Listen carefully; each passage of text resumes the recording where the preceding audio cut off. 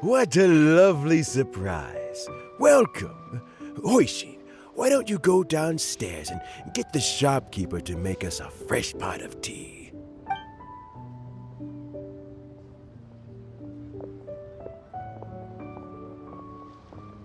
I heard that you've been traveling all over the place recently. I would very much like to hear your adventure stories. Hoishin told you, didn't she? Don't worry, I'm quite all right. It's just the years gradually catching up with me. As I grow older, I'm starting to find that with many things, though the mind is willing, the flesh is weak. Especially recently, I've noticed a rather drastic drop in my energy levels. I am still very much in good standing as the Tianshu today. Nevertheless, I wish to pass on the position before my mental acuity begins to decline beyond redemption. How difficult is it to transfer the Tianshu position? Oh, well, you see, the Tianshu is a rather unique position among the Liyue Qixing. Historically speaking, the Tianshu rarely appears in public. We stay behind the scenes, planning and giving advice, so a public selection process would not be suitable. We also want to keep any prospective Tianshu candidates free from influence by outside forces, so we tend to be as discreet as possible in their assessment and appointment. For these reasons, the incumbent Tianshu typically recommends their candidate of choice, and this is then approved by the other Qixing members. So in other words, you pick someone, and then Lady Keqing, Lady Ningguang, and the other Qixing appoint them? Correct. Unfortunately, due to my health, I won't be able to assess every candidate myself. Not to despair, however, because I found someone exceptionally capable to act on my behalf as assessment officer.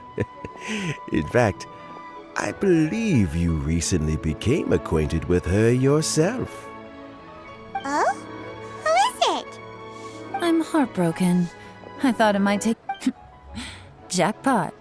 Uncle Tian here asked me to assess 3 candidates for him. Fancy joining me? You'll be among the first to get to know the next Tianshu. Might be a good opportunity for you.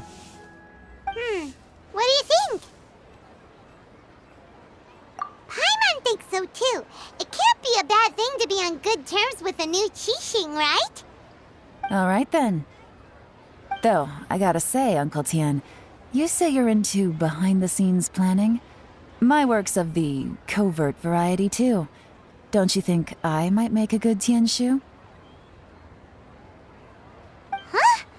Yelan, you want to be the next Tianshu? I'm not opposed to the idea, but I suspect Ningguang wouldn't let you go very easily after how long you've been working together. So, how about this? If your investigation reveals that none of the other candidates are qualified for the position, I'll recommend you for the job. Deal. Well, you guys take your time. Everything's all set for the assessments to go ahead.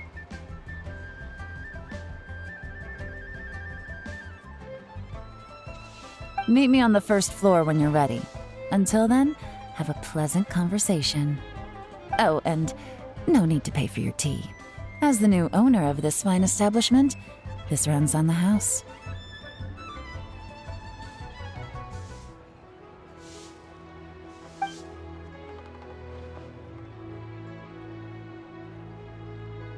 You're all set?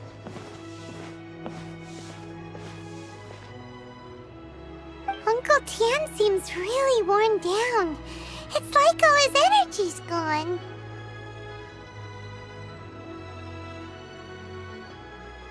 Yeah, it may sound harsh, but Uncle Tian is past his prime. He's not cut out for this anymore. So he's recommended 3 candidates. Their names are Qinwei, Mingbo, and Zhi. Qinwei is a wealthy entrepreneur. Mingbo works at the Liyue Ministry of Civil Affairs, and Zhi is focused on study and travel. Try to keep all that in mind. Of course, it doesn't really matter if you forget, since we'll be assessing them at Yuehai Pavilion in a short while. Qianwei, Mingbo, Zhi. Paimon should be able to remember their names, but what— All right. Heads in the game, people. The stakes don't get much higher than a change in the Qixing. We can't afford to miss anything, no matter how small. Got it. We'll keep our eyes wide open.